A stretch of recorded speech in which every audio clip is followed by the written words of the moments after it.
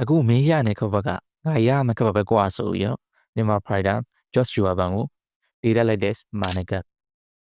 ကကတော့မနေ့ကကစားခဲ့တဲ့ UFC ပွဲပြီးမှအ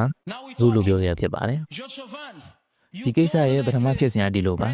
ပြီးခဲ့တဲ့ဇူလိုင်လလောက်ကမာနကဟာတန်ရာကြောင့်မကစားနိုင်မပွဲတွေရက်နာလာရပါတယ်အဲ့ဒီအချိန်မှာသူ့ရဲ့အမှတ်စဉ်နေရာမှာ Josh Jua ဘန်ဝင်ရောက်ရှင်နေကစားခဲ့ပါတယ်အဲ့လိုကစားတဲ့ခါမှာလည်း Josh Jua ဘန်နိုင်ပွဲတွေဆက်ပြီးတော့ချန်ပီယံကပတ်စိန်ကုန်ဝင်ကိုရရှိခဲ့ပါတယ်ချန်ပီယံကပတ်စိန်ကုန်ပွဲမှာလည်းပန်ရိုဂျာအောင်ထိုင်ပြီးတော့ UFC ခပတ်ကိုလည်းထိုက်တဲ့နဲ့ရခဲ့ပါတယ်အဲ့ဒီအချိန်မှာမာနကရဲ့စကားကို Josh Jua ဘန်ကဘယ်လိုတုံ့ပြန်လဲဆိုတော့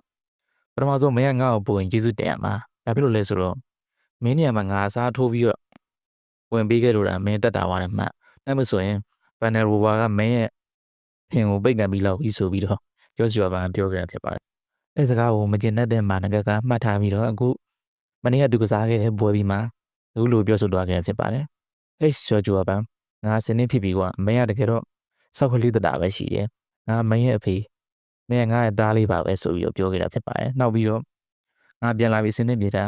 မင်းကူရနေတဲ့ကပတ်ဟာလည်းအမှန်တကယ်တော့ငါရဲ့ကပတ်ပဲငါနေရာမရွေးဘူးအချိန်မရွေးဘူး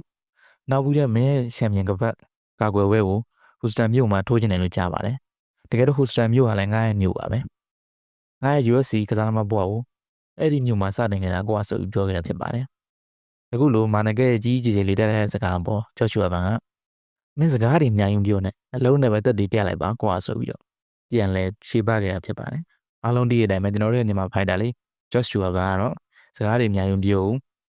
အလုံးနဲ့ပဲတက်တည်ပြမှာဆိုတဲ့ဘောဖြစ်ပါတယ်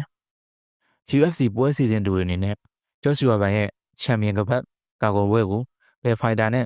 တည်ပေးမလဲဆိုတာအတိအကျမသိပေမဲ့လက်ရှိမှာရေပန်းစားဆုံးဖြစ်တဲ့ဂျမန်ဖိုင်တာဒါဆိုတော့တိုင်ရာဒါမှမဟုတ်ပြီးခဲ့တဲ့ပွဲမှာလက်ကျိုးပြီးတော့ချုံးနေခဲ့တဲ့ပန်စလိုဂျာဂျော့ရှူအာဘန်ကိုကြီးကြီးကျယ်လေးတိုက်ထားတဲ့မာနကတ်တို့ဖြစ်မလားတကယ်လို့မာနကတ်နဲ့ကဆုံတွေ့ခဲ့ရင်တော့မာနကတ်ကသူပြောတဲ့အတိုင်းဂျော့ရှူအာဘန်ကိုလုပ်ပြနိုင်မလားဒါမှမဟုတ်ကျွန်တော်ညီမဖိုင်တာလေးဂျော့ရှူအာဘန်ကပဲလုပ်ပြတော့နိုင်မှာဆိုတာတော့ရှင်ကုံလှုပ်ရှားစွာနဲ့စောင့်ကြည့်ရမှာဖြစ်ပါတယ်အခုလိုအားကစားကွန်တက်အနေနဲ့အားကစားသတင်းတွေကိုတင်ဆက်ပေးနေရတာကျွန်တော်ရဲ့ Football Fan စီစဉ်မှာဖြစ်ပါတယ်ကျွန်တော်ရဲ့ Football Fan အစီအစဉ်အရဆိုရင်အားကစားနဲ့ပတ်သက်တဲ့သတင်းတွေကိုချိန်မီတင်ဆက်ပေးနေရဖြစ်တဲ့အတွက်နောက်လာမယ့်အားကစားနဲ့ပတ်သက်တဲ့အကြောင်းအရာတွေကို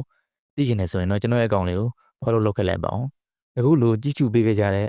အားကစားဝါသနာရှင်တယောက်ရှိစီတိုင်းကိုကျွန်တော်ကအထူးပဲကျေးဇူးတင်ရှိပါတယ်ဗျာ